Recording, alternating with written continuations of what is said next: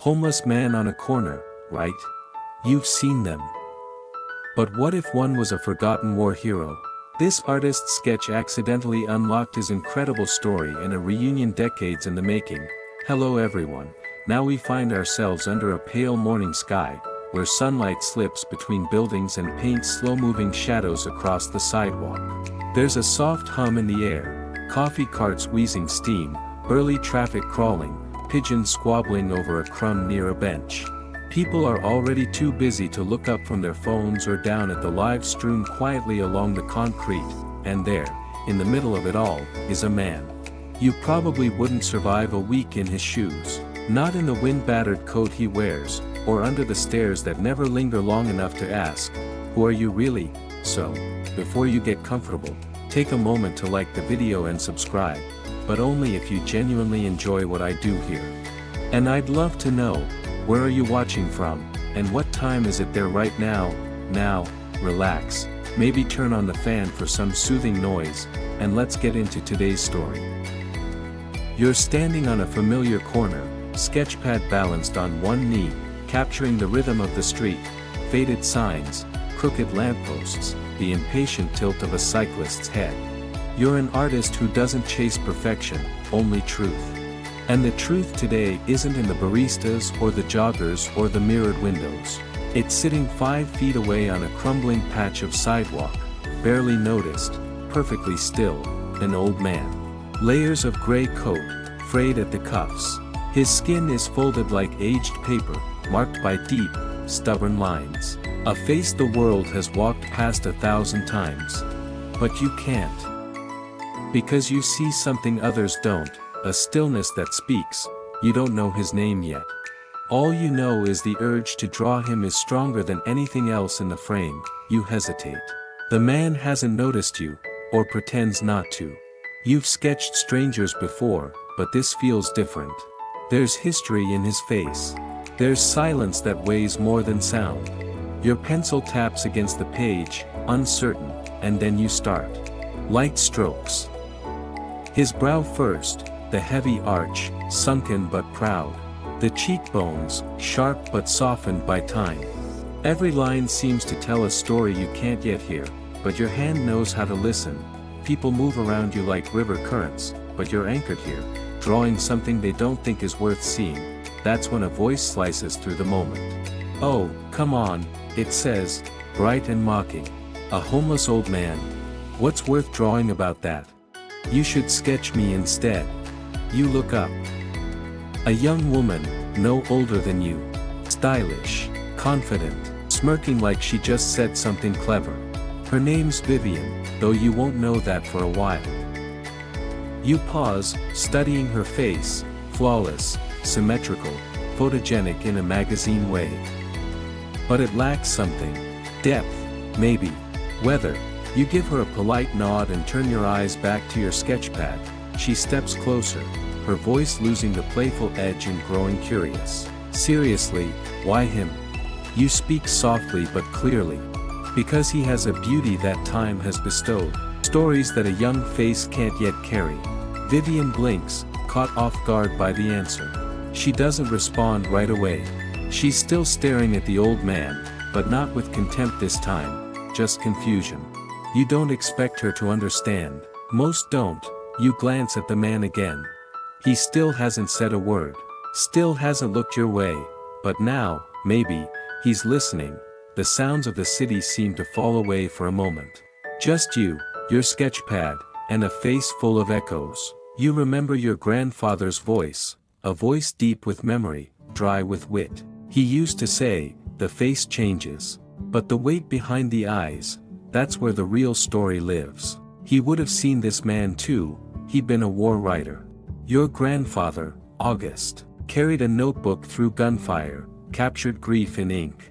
You spent your childhood listening to his stories, not the ones with medals and flags, but the ones with mud, silence, and men who cried when no one was looking, and now here you are, following that same impulse.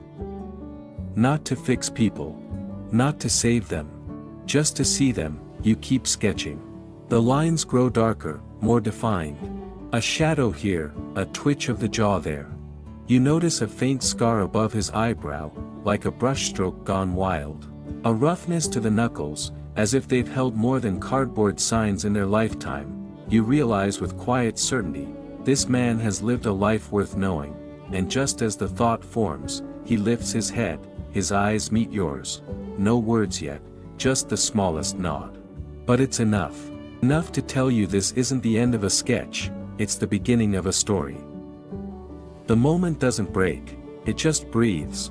You hold the old man's gaze for a second longer, and there's a flicker of something behind his eyes. Recognition, trust, or maybe just a shared understanding that, for once, someone is willing to see him, not step around him, not avoid eye contact, not toss a coin without a glance. Then, almost timidly, his voice comes, low and cracked like dry leaves in wind. "Would you mind?" he asks, drawing me properly, I mean. You pause, pencil hovering in the air. The man's hands fidget with a thread in his sleeve, eyes darting away. You nod slowly. "I'd be honored," you say. You don't even realize Vivian's still standing there until her scoff cuts in. "Seriously?" she mutters. You give someone food and suddenly they want a custom portrait too. Her tone is sharp, her arms crossed. He does this, you know. Sits here, waits for pity. Someone gave him a blanket once, and he tried to follow them. Said he needed a place to rest. People feel bad and then he's asking for more. You don't answer right away. Her words land like pebbles on still water, ripples of doubt spreading through your gut. You glance back at the man. Elias, you'll learn his name is. Right now, he's just quiet, his mouth tightening, eyes cast down as if he's been through this script before. You don't want to believe her. But her story clings to your thoughts like smoke. Is this man truly just grateful for being seen, or is he playing you? Your pencil lowers, the sketch half finished in your lap. Vivian keeps talking, recounting some vague incident. A woman who helped Elias once and later regretted it. Said he was too persistent. Said kindness was wasted on the wrong people, and the worst part. She says it like she's doing you a favor, like she's guarding your precious idealism before it's shattered on the curb. You murmur something neutral, just enough to quiet her down, and she walks off with a shrug. You turn back to Elias. He hasn't moved. Hasn't defended himself. Just sits, small and still beneath the weight of years and judgments. Your sketchbook suddenly feels heavier than paper. Your fingers ache to draw, but your mind snagged on Vivian's words. You start to question your instincts, question the beauty you saw. Was it just sentimentality? And then a breeze rolls in, gentle, but laced with memory. You blink, and for a moment, you hear your grandfather's voice again. He told you once about a soldier named Marvin. Quiet guy. Slept with a Bible under his cot and didn't drink.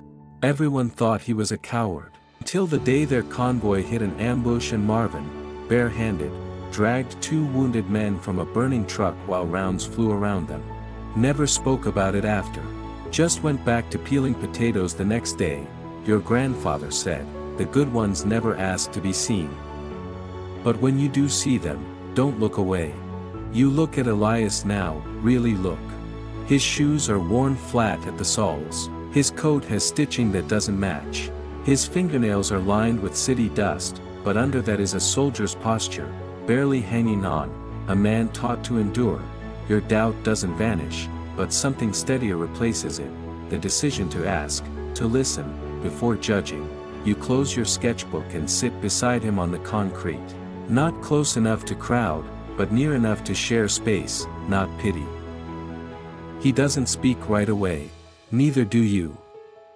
A few minutes pass with only the shuffle of feet, the rustle of leaves above. Then he says, almost like it surprises him, used to hate mornings. You smile a little. Why? Too quiet. After some nights, quiet felt like a lie. He doesn't look at you. His voice is measured, every word sifted through memory. Had a squad. Afghanistan, Fallujah before that. Marines. Mostly patrol work, but there were times. His fingers flex against his knee. IEDs, roadside traps, nights without sleep. You remember the dumb jokes more than the missions. I had a buddy, Hendrix, used to pretend his MREs were gourmet. Night, we're dining on pressed beef with a fine dusting of chemical preservatives. He'd say. He chuckles. The sound is dry, but real. His eyes seem to focus on something in the distance, as if time folds and brings him back to a younger self. You ask, softly, what happened to Hendrix? Elias looks down. Didn't make it back. Silence. And then, neither did most of them. And the ones who did. You don't always recognize them anymore. You realize Vivian's story may have had moments of truth, but only moments. It wasn't his story. And this is. You reach into your bag and pull out your grandfather's old notebook. A keepsake.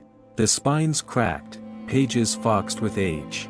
You hand it to Elias. He takes it slowly, thumbing through the yellowed pages. He was a war writer, you say. My grandfather. August. He believed in telling stories that got forgotten. Elias nods. Then he understood. This part of life, being invisible. It's the final deployment. You ask if you can finish his portrait. He nods again. Just. This time, don't make me look like a ghost. You smile. I'll try.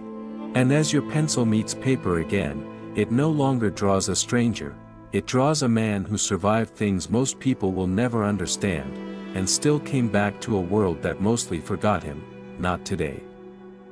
The lines on his face are not just age, they are terrain. You start sketching again, but this time with a kind of reverence, like each stroke of your pencil is tracing history rather than just skin. Elias sits more upright now. He doesn't pose, he allows. That's the difference. He lets you see him, lets you listen without interrupting, and slowly, his words begin to fill the space like soft dust settling after a long march. He tells you about the heat. How the air in Helmand province could slice through your lungs like molten glass. About the way time bends when you're on patrol, where 5 minutes of silence can feel like a whole hour and a moment of chaos can turn into a lifetime. He remembers laughter in the strangest places, how one guy kept a rubber duck strapped to his vest for morale, how they once shaved a squad mate's eyebrows in his sleep and swore they were tactically shaved for speed. But beneath it all is the ache. Of names he can't say without stopping. Of men he can only remember in fragments, a boot sticking out of sand, a laugh over a half-melted Snickers bar, a scream over the radio that cut off mid-syllable. You lose them in pieces, he says, not looking at you. Not all at once. First it's their laugh. Then their voice. Then the exact color of their eyes. By the time you realize, you're only holding on to guilt and scraps. And then he gets quiet. You let it sit. When he speaks again, it's slower. More careful. After I got back, I didn't know how to be around people who hadn't seen what I'd seen. My wife tried. God bless her, she really did. But every time she touched my shoulder, I flinched. Slept on the floor for a while. Said the bed was too soft. Said the silence was too loud. He doesn't cry. He's long since burned through tears. But you can hear it in the slight tremble of his voice, the rhythm of his breath. You ask gently, what happened after? He shrugs. The usual. Paperwork, therapy. A job for a while. Then another. I made it work. Until I didn't. One bad month turns into 2. And then it's 3 years later and people walk past you like you're a stain on the sidewalk. You pause your sketching. I'm sorry, you say. Elias glances at you. For what? For not knowing sooner. For being part of the crowd that passed you by. That gets a small, tired smile from him. You saw. That's what matters. As the portrait begins to take shape, you realize how much you've gotten wrong before. Not just about Elias, but about the assumptions you didn't know you were making. About what resilience looks like when it's no longer clad in medals and uniforms, but in worn boots and folded cardboard signs. You see now that survival doesn't always come with dignity, but that doesn't mean it shouldn't. You finish the rough outline and turn the page, wanting to get the shading just right. And Elias, perhaps feeling that trust has grown roots, leans a bit closer. "There's something else," he says. "Something I've never told anyone." "You wait, there was a mission," he says. "Classified, back then. We were supposed to sweep a village suspected of sheltering insurgents. Intel was wrong. It was just families, kids. We found out too late." His voice catches. "I tried to stop it. I radioed in, but the call didn't make it through in time. Some of my squad didn't hold their fire. Your pencil stills." He keeps going. "They pinned a ribbon on me for bravery. Said I neutralized a hostile. But it wasn't. It wasn't anyone hostile. Just a teenage boy with a slingshot and fear in his eyes." He looks away, jaw clenched. "I never asked for that ribbon. Never wore it. Buried it in the desert sand." You sit in silence, feeling the full weight of his words. "You don't have to carry that alone," you whisper. He smiles, bitter and small. "Don't I?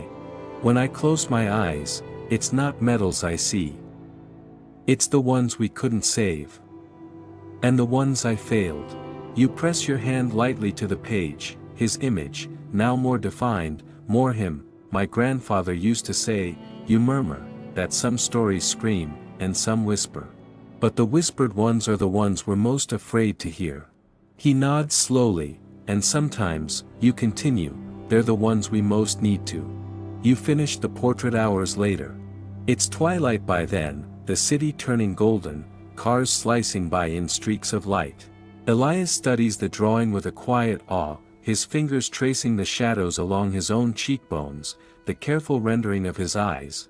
"I look like someone who's lived," you say. He doesn't reply. He just stares, then folds the sketch carefully, gently, like it's something sacred. You ask if you can share it with the world, maybe. His story, his face, what he's carried. He hesitates, then nods. "Only if you write it true," he says. "Not just the sad parts. Not just the broken pieces. The jokes, too. The duck. The rubber duck deserves a chapter." You laugh, promise him you will. That night, you post it. The image. The story. Not embellished. Just real. You don't expect much. Maybe a few likes. A share or two. You go to bed with the sound of Elias's voice still echoing in your head. "Make me look like I lived, not like I faded. You did your best." And somewhere, as the city sleeps, Elias curls up with a folded page in his jacket pocket, and maybe, for the first time in a long while, he doesn't feel erased. By morning, everything has changed. You wake up to notifications blinking like emergency flares. Hundreds, then thousands of comments flood your phone. People sharing, reposting, quoting your words back at you. Each wrinkle is a chapter of a life lived. "Make me look like I lived, not like I faded." The sketch of Elias has gone viral. Not in a cheap, sensational way, but in the kind of way that makes people pause mid-scroll and really look. And read. You sift through the messages. Some from veterans who see themselves in Elias's story, others from civilians who admit, with guilt and clarity, how many people they've passed on the sidewalk without ever seeing them. But then, one message stops you cold. It's short. A single line. "I know him. That's Elias Donnelly. We served together in Cunner, 2006. You freeze, reread it twice. It comes from a profile photo of an older man in a Marine Corps ball cap, standing in front of a monument. You check his other photos, more vets, reunions, a group of them at a memorial wall, beers raised in quiet honor. You message him back instantly. His name is Tom, and yes, it's that Elias. Tom hadn't seen him since he wandered off after the funeral of their last medic, 10 years ago. They'd heard rumors Elias had fallen on hard times, but no one knew for sure. They tried looking, but you know how it goes. Cities swallow people whole, and pride can make a man vanish before he'll ask for help. You ask Tom if he wants to see him. Tom doesn't even pause, where and when. He writes, and just like that, a thread reconnects. You head out to find Elias again. He's not in the exact same spot, he never is, but you know how to find him now. You've learned to read the city like he does, where the heat vents breathe warm at night, which alleys don't echo too loudly, which bus stops are more forgiving than others. When you do find him, he's hunched against a mural, one of those bright, hopeful ones painted over a concrete wall, with birds soaring out of broken chains. He sees you, smiles like he half expected you. You look like someone who's got news, he says. You sit beside him and explain about the post. The response is the message from Tom. At first, Elias is silent. Then he does something unexpected. He laughs. It's rusty, but real. That old bastard still has his memory, huh? You grin. They want to see you. All of them. Elias stares out at the street.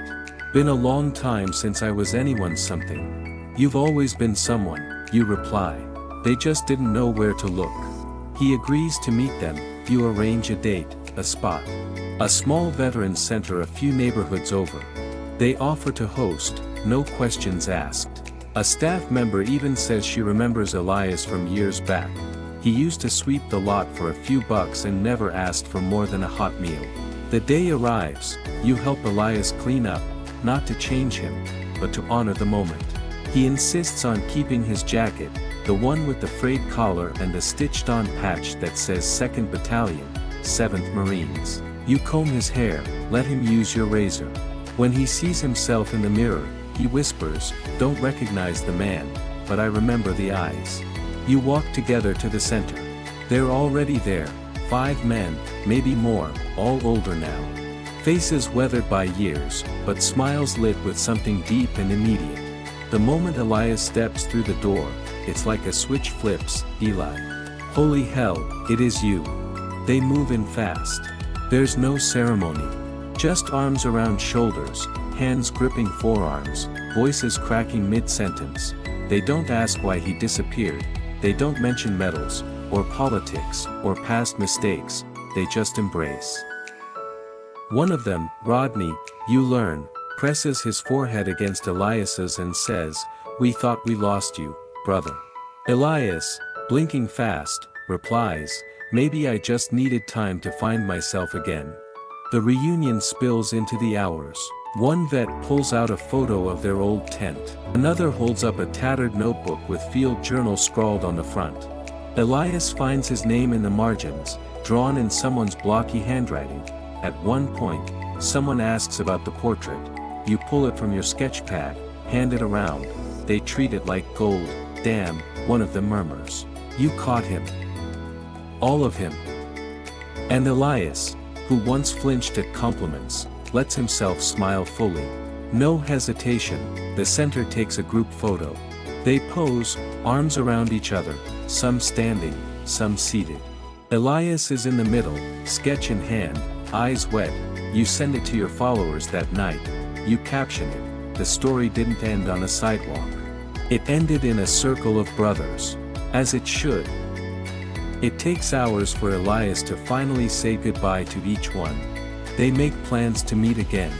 One of them slips him a prepaid phone. "So you don't disappear on us this time," he jokes. You walk Elias home. Well, home is still the street for now. But something's changed. He's not alone anymore. And tomorrow, someone from the center is helping him start paperwork for a veteran housing program. "Before you part," he says, "I was ready to be invisible for the rest of my life." You shake your head. "Not on my watch." Elias nods, thoughtful. "Then maybe that's the justice in all this. I got lost. But someone saw me. Drew me. And because of that, I got found." You smile, he chuckles again, "And hey, thanks for remembering the rubber duck." You both laugh until your eyes water. Sometimes healing sounds like laughter between old friends. Sometimes it looks like a man holding a drawing of his own face and realizing, for the first time in decades, that it was worth remembering. A week passes, but the warmth lingers. The photograph of Elias surrounded by his comrades circulates just as quickly as the original sketch. This time, the image speaks of reunion, not loneliness. Of connection, not abandonment. And people react, messages keep coming in, strangers offering clothes, meals, even places to stay. Veterans organizations tagging each other, asking, "Can we help him too?" One local artist offers to frame the original portrait, free of charge. Another wants to feature it in an exhibit about forgotten heroes. And through all this, Elias is changing, not in some glossy, dramatic way, but in the slow, careful way that happens when someone remembers how to hold their head up again. You visit him nearly every day now. Sometimes you bring coffee, other times just yourself. You talk about art, about life, about the absurdity of people who think wrinkles should be hidden instead of honored. Elias starts drawing again too, stick figures at first, with shaky lines, but always with purpose. Once, he sketches a bird and says, "This one's you. You gave me wings again." But one particular afternoon, something catches you both off guard. It's Vivian. She approaches with hesitation, her expression softer than you remember. She's holding a folded piece of paper. "I saw the post," she says quietly. "I was wrong. About him. About everything." Elias regards her gently. "Takes a strong person to say that," he replies, and you can tell he means it. Vivian hands you the paper. "I wrote something," she mumbles. "Don't know if it's any good. Just. I had to try."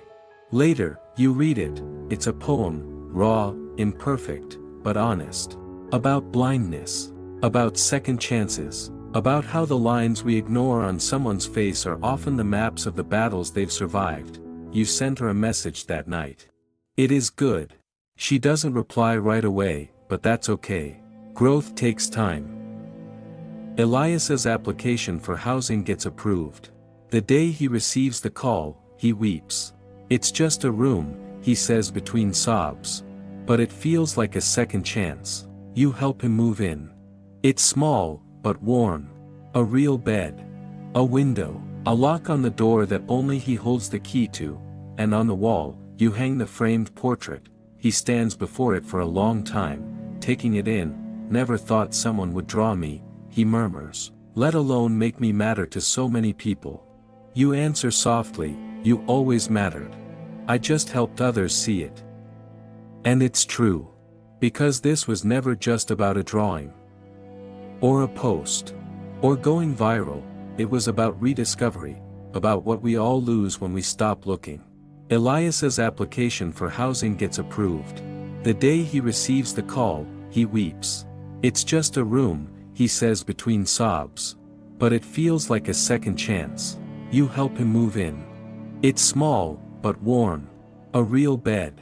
A window. A lock on the door that only he holds the key to, and on the wall, you hang the framed portrait. He stands before it for a long time, taking it in. "Never thought someone would draw me," he murmurs. "Let alone make me matter to so many people." You answer softly, "You always mattered. I just helped others see it." And it's true. Because this was never just about a drawing. Or a post. It was about rediscovery. About what we all lose when we stop looking. Elias was once invisible. A ghost passed over by busy feet and averted eyes. But now, he's not only seen, he's remembered. His brothers call. Vivian checks in. You bring supplies and listen to his stories. One morning, you find him waiting with 2 steaming cups. "Thought I'd be the one to bring you something for a change," he says. You sit on the steps of his new building and sip quietly. "I think I'll draw again," he says.